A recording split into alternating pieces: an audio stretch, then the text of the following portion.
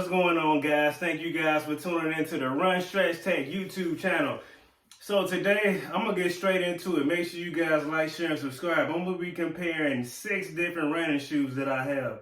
So we have the Nike Pegasus Air Zoom 38s. We have the Adidas TR21 RACER shoe. Then we have the Hoka Zinal 1-1 shoe. We have the Nike Downshifter 11 shoe. We've got the Nike Legend Essential 2 shoe. And then we have the Adidas Solar Glide ST shoe. All right. So right out of the gate, I know a lot of you are not into running indoors, but I am. I run indoors and outdoors. I actually live in the Midwest, so sometimes it can be pretty treacherous on the road. So for that reason, I have this shoe. All right. So again, this is the Adidas Solar Glide ST, and this is the best shoe, I think, as far as indoor running. So if you like to run on the indoor track, this would be good for that. And the reason why, here's why. I noticed that when I ran in my Nike Legend Essential 2 shoes, you're constantly running around in short circles, right? Indoors, depending on what kind of gym you go to. And I had some peeling on my heel with these shoes. And again, like I said in another video, that led me to this particular shoe. And this shoe, like I said, is a little bit heavier than the rest of the shoes you see here, but it's a great indoor shoe because it's flexible. You can see in that heel area. So as you're running around those tight curves, you have that flexibility and you won't have any disruption in your running, no skin peeling and all of that. Now, also to add, you guys know by now that I've had a fully ruptured Achilles tendon, so heel comfort and stability is one of the key things that I look for. Now, if I were to compare this shoe to any other Nike Legend Essential 2 shoes, now this is a very popular shoe. You can see it's got good grip on here. And I like this shoe because it's light, right? So as I always say, if you're running up and down hills, this shoe is good for that. If you're looking for a shoe that's gonna help you excel with your speed, this is a great shoe. This is a great outdoor shoe. Now, if I were to compare this shoe to the Solar Glides, I would say this shoe is lighter than the Glides, but I would say the Glides have better flexibility in the heel area. But like I said before, if I was going to go with the shoe to run outdoors, it would be this one. If I was going to get a shoe to run indoors, it would be this one. So that's kind of the differences, really. Again, this is a good shoe, especially for the price. So this shoe is 60 bucks. Now let's talk about the Downshifter. The Downshifter to me is like a hybrid between this Nike Legend Essential 2 and the Nike Air Zoom Pegasus. All right, 38 shoes. So if I had to pick between this shoe, the Nike Downshifter 11, and the Nike Legend Essential, as an overall shoe, I would go with this one. And the reason B is, again, I have heel issues, so as you can see, the sole is thicker. All right, so I got more bounce in this shoe. I've got more leverage. I got more stability in this shoe. And if I want to keep running every day, you have to have a variety of different shoes that you can depend on. As far as the overall comfort, this shoe is more comfortable to me than this one. But again, if I was going to go with a shoe that is a little more lightweight and I wanted to work on speed and agility, I would go with this shoe. Now, again, as an everyday shoe, I would go with this one over this one. All right. So now, let's talk about the Hoka 11 Zinal shoe. So as you can see, it's got excellent grip. I like the color scheme here. Now, this particular shoe has excellent cushion. The way this shoe absorbs the ground outside, or asphalt, or pavement, whatever you call it, I would say is better than the 3 of these shoes here.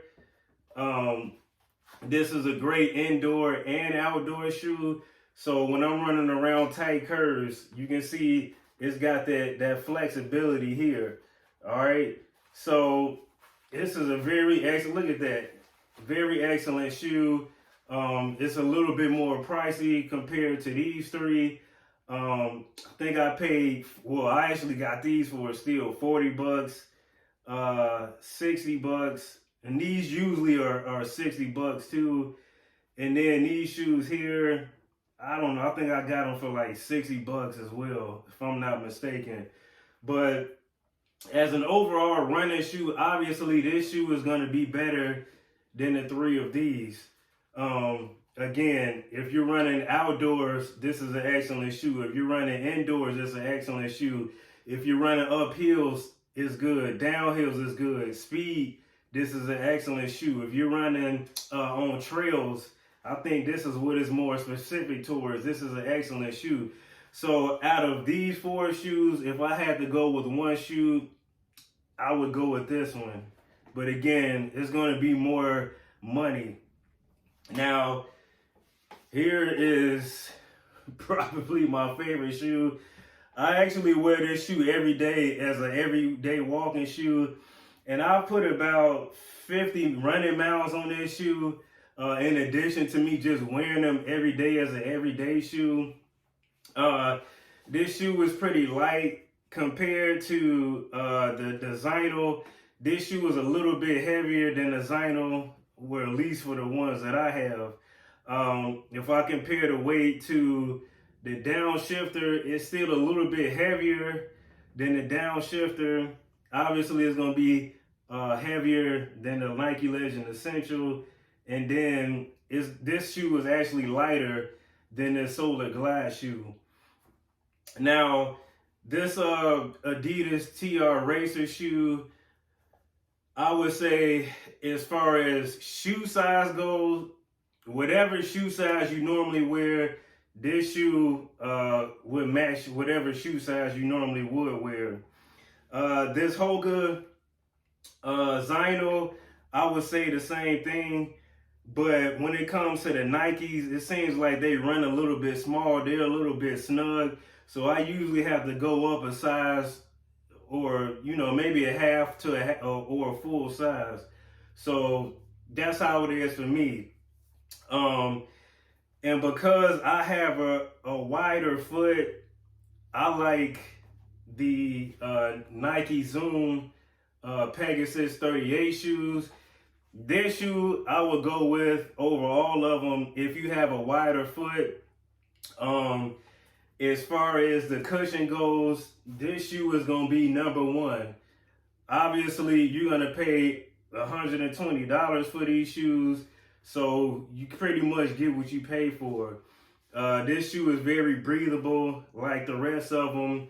The comfort, I have to be honest, this shoe, the 38 Pegasus Nike Zoom and the Downshifters are probably going to be most comfortable as far as running goes. But if I have to go with the shoe as an everyday shoe, I'm going to go with the TR21 RACER shoe. And if I were to compare the Nike Air Zoom Pegasus to the Adidas T21 shoe, oh man, as far as running, I'm gonna go with this one. Like I said, This one, I like it as an overall shoe, but I'm gonna have to be honest. This shoe, as far as running goes, uh, it's hard to beat it. It's hard to beat it. And the Nike Air Zoom Pegasus 38, everything you need, flexibility in the heel, up and down heels plus, speed plus, um, uh, running on trails plus, pavement plus. There's really no negative feedback that I have for this shoe at all. So I don't know why I like this shoe as an everyday shoe, but I do. So now it's time for me to be honest, guys. I actually have these shoes ranked as far as as far as the way I like the shoes overall. So number 1, 2, 3, 4, 5, 6. For my personal opinion, I do have to admit this is an excellent running shoe, and it does compete with the other two shoes here. Again, this is a nice indoor shoe, but outdoor, it's a little bit heavy. I'm just being honest. So I have them ranked in order from I guess the way you guys would be seeing it, from right to left, as far as my personal preferences. But they're all great shoes, guys. None of them are terrible shoes. They're all great. So again, I hope you guys find this video useful. If you have any comments, questions, or concerns, let me know. Again, make sure you guys like, share, and subscribe. And again, this is just my opinion, guys. I'm out. See you later.